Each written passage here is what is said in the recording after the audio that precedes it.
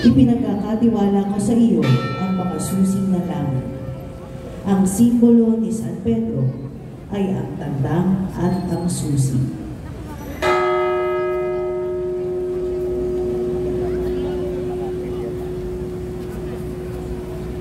Buhay ministeryo ng Panginoon ang kasalan sa Kana.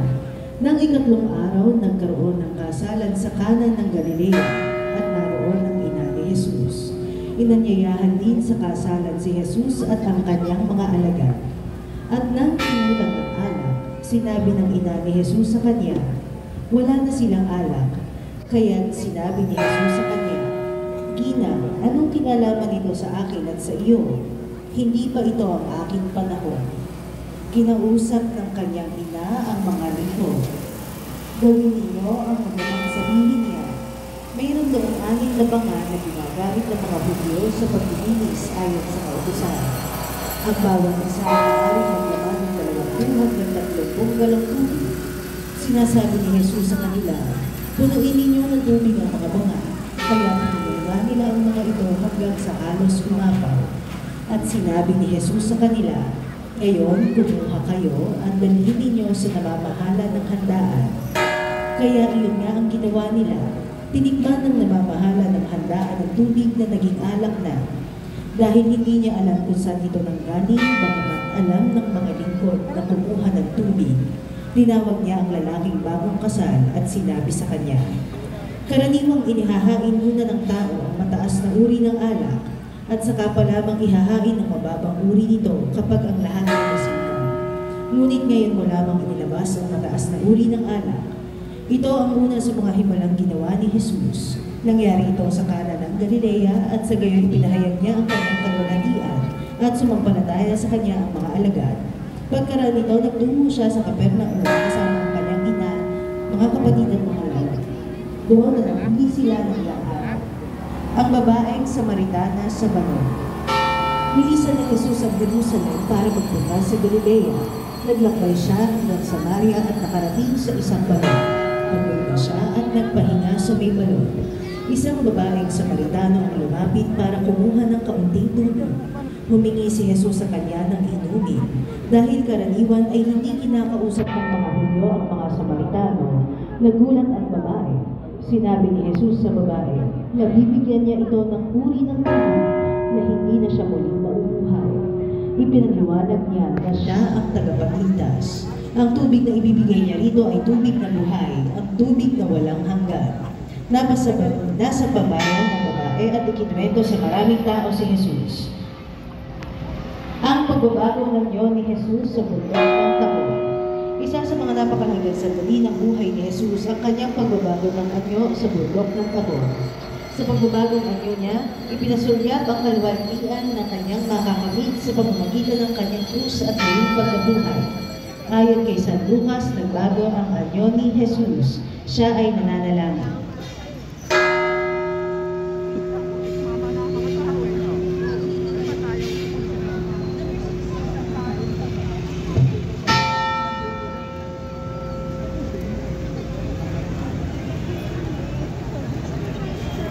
Ang matagumpay na pagpasok sa Jerusalem. Ang matagumpay na pagpasok ng tagapagligtas sa Jerusalem sa panahon ng pagdiriwang ng kapistahan ng Pasko ay tuwirang na sa katuparan sa propesiyang nakatala sa Zacarias 9:10 at ipinahayag ito sa publiko na si Jesus ang ipinangakong Mesiyas at ang Hari ng Israel.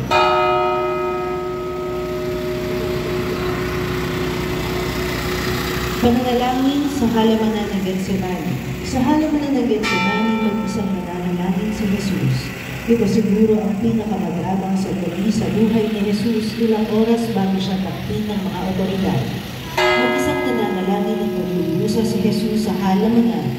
Naglusa na si Jesus nung siya'y nananalangin sa halamanan. Subalit kahit isinama niya sina Pedro, Santiago at Juan, walang karamay si Jesus sa kanyang paghihirap sa hardin.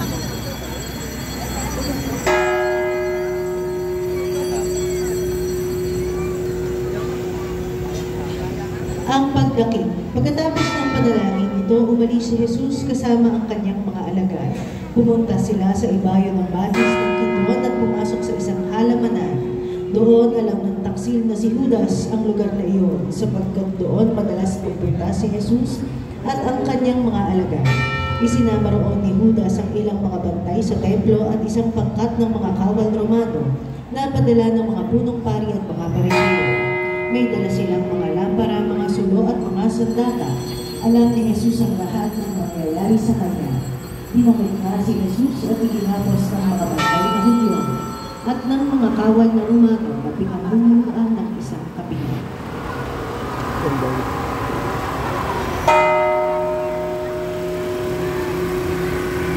Senyor Desmayado, hango sa Ebanghelyo ni San Juan.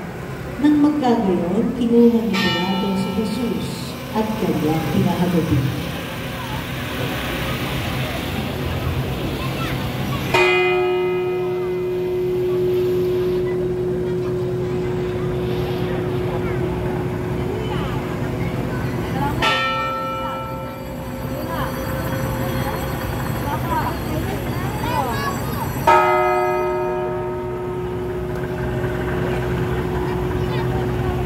Ang pagpuputong ng koronang tinig.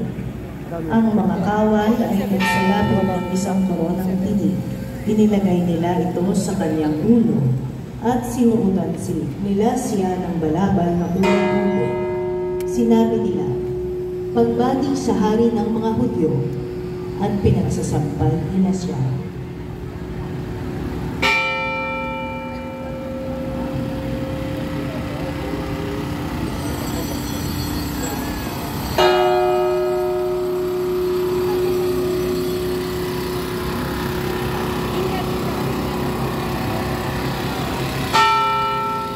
Senyor de Pasensya.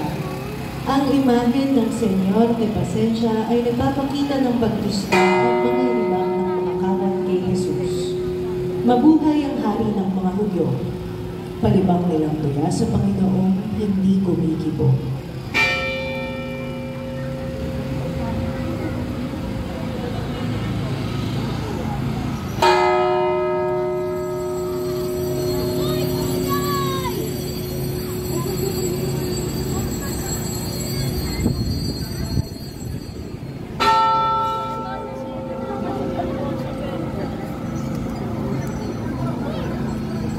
Ecce homo.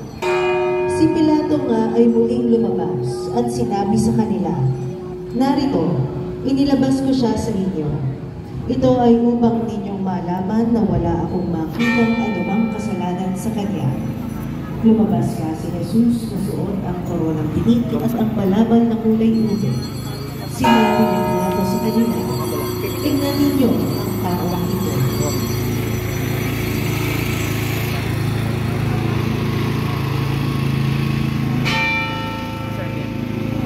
Ang pagpasa ni Jesus Nazareno ng krus. Nang pasanin ni Jesus ang kanyang krus, hindi lamang siya nagbasa ng karaniwang kapo. Ngunit sa kaalaman ng maraming nanonood ng araw na yun, pinasa ni Jesus ang kasalanan ng buong sanlibutan at hinarap ang nararapat na kaparusahan na dapat sana ay tayo ang magdanas. Itinuro sa atin ni Jesus sa Mateo kung ang sino mang tao ay ibig sumunod sa akin, ay tumanggi sa kanyang sarili at pasanin ang kanyang krus at sumunod sa akin. Ipinahayag niya sa atin na ito ay hindi isang pagpipilian lamang at ang hindi magpapasa ng kanyang krus at sumunod sa akin ay hindi karapat-dapat sa akin. Ang pagpasa ng krus na isang instrumento ng kamatayan at nangangahulugan ng kamatayan sa sarili upang mabuhay bilang bagong nilalang. Pagtagpo ni Jesus at ang kanyang ina, isang makarugdog pusong tagpo ang pagkikita ng isang anak at ang kanyang nagdadalamhating ina. Halos mamatay sa sakit na nararamdaman nang nakita ng inang Maria ang kanyang bugtong anak na sagutan, biguan at labis na nahihirapan sa mga kamay ng mga nabastan. Ang ikalawang paglalalaga. Matapos ipagdaloon kay Veronica ang larawan ng mukha ni Jesus, muli niyang pinansan ang mabigat na krus upang maisakatuparan na niya ang kanyang misyon. Dahil sa init, pagod at hirap, muli siyang napasubaso, at sa pagtapa niyang yun, humahangos na dumarating ang ilang kababaihan at kabataan upang pigilin ang pagpapahirap ng mga sundalong Romano kay Jesus.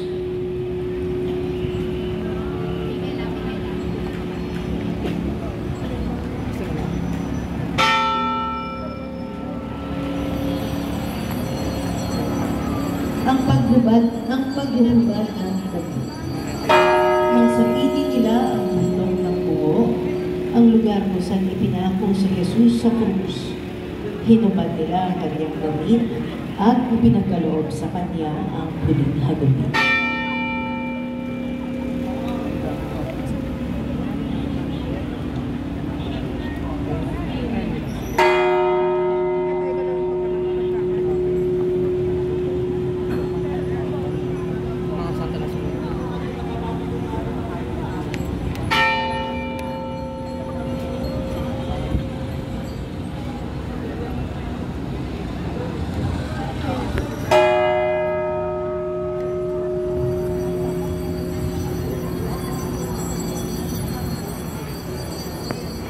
Santa Marta.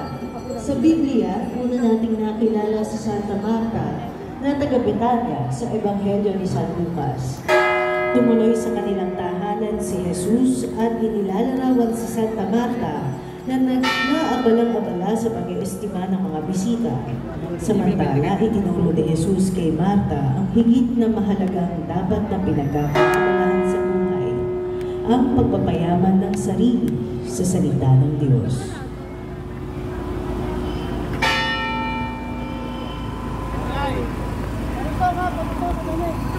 Santa Maria ng Betania, kapatid ni Lazaro at Marta. Nang si Jesus ay dumalaw sa kanilang tahanan, naupo sila sa may paanan nito upang makinig sa kanyang itinuturo. Nang magbalik si Jesus sa Betania, na kung saan isang hapunan ang inihandang para sa kanya, kumuha si Maria ng isang bote ng mamahaling pabangong galing sa katas ng dalisay na nardo at ibinuhos sa mga paa ni Jesus. Pagkatapos, pinunasan niya ito ng kanyang buhok.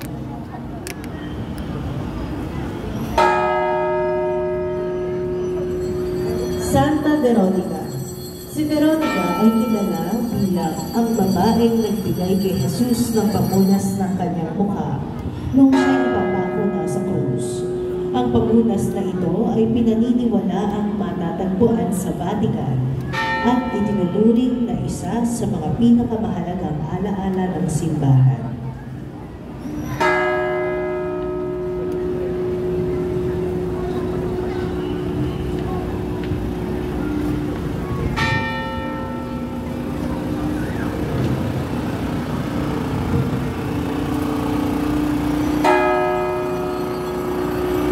Santa Maria ng ina ni Juan Marcos. Siya ay isang babaeng disitulo ng ating Panginoon. Tumulong sa paghahanda ng muling hapunan ng Panginoon sa Kristo at ang may-ari ng tahanang pinagdamusan ng muling hapunan. Siya ay ina ni Juan Marcos na isa sa mga tagasunod ng mahal na Panginoon. Gayun din naman ay isa sa mga 4 na ebanghelista. Si Maria ay isa rin sa mga babaeng tagasunod ng Panginoon Jesus. Malaki rin ang naging papel niya sa pagpapakasakit ng Panginoon sapagkat siya'y saksi sa banal na pasyon hanggang kamatayan ng paglilingin kay Jesus. Isa rin siya sa mga babaeng taga-Jerusalem na tumangis kay Jesus habang nasa krus.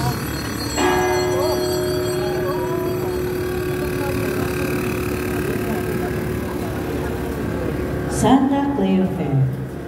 Si Santa Maria Cleofe na asawa ni San Cleofas, na kapatid ni San Jose, na ama ng ating Panginoong Jesucristo. Si Maria Cleofe ay ina ni Apostol Santiago at Apostol Judas Tadeo. Ayon sa kasulatan, si Santa Cleofe ay kasama ng ating inang si Mahal na Virgin Maria, na siya naman niyang kanyang kapatid na sa paanan ng ating mahal na Panginoong Jesucristo noong ito ay nangako sa krus. Isa si Santa Cleofe sa 10 Maria na nakasaksi sa muling pagkabuhay ng ating Panginoon. Santa Salome. Si Si Santa Maria Salome ang asawa ng mangingisdang taga-Galilea na si Zebedeo. Siya rin ang ina ni Santiago ang matanda at San Juan Apostol. Isa si Santa Maria Salome sa tatlong Maria. Kasama sila Maria Magdalena at Maria Cleofe na naglingkod at tumulong kay Jesus at mga apostol.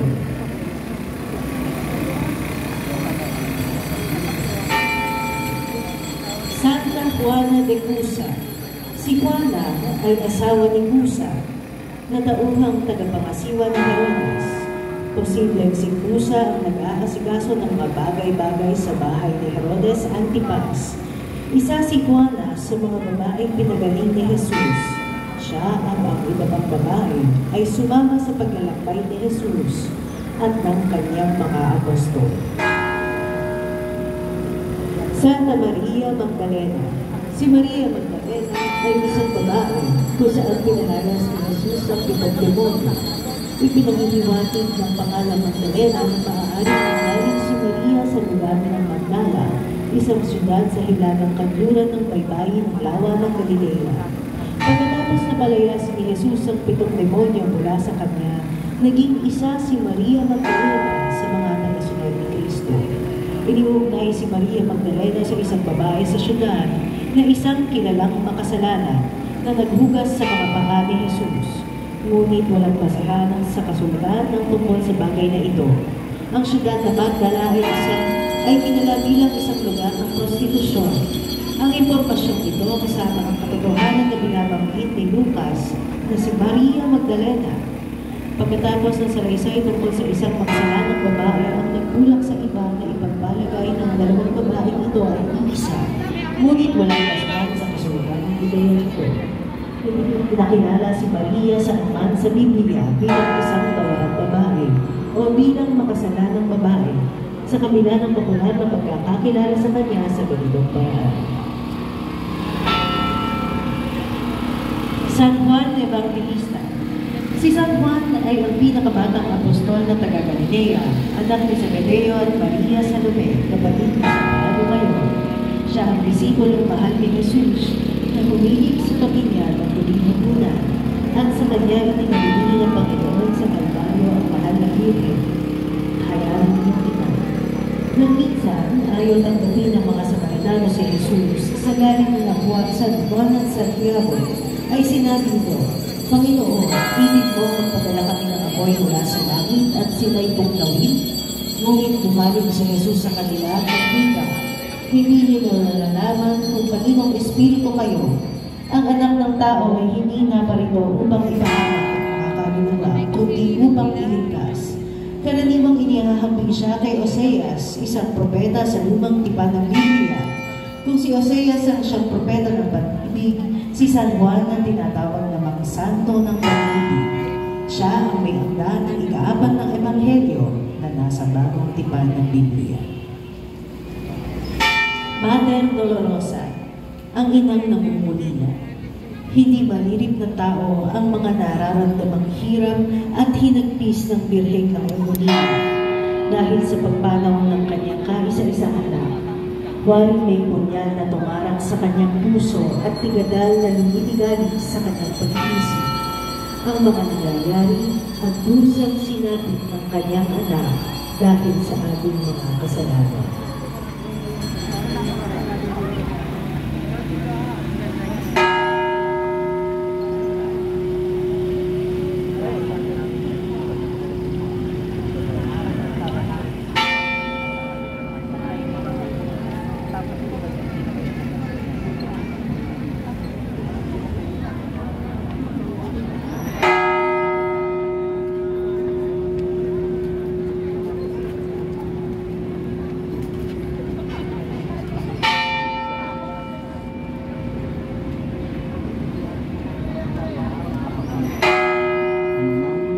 Sumasalangit ka, sambahin ang ngalan mo, mapasa amin ang kaharian mo, sundin ang loob mo dito sa lupa para lang sa langit. Bigyan mo kami ngayon ng aming kakanin sa araw-araw at patawarin mo kami sa aming mga sala para lang sa pagkatawad namin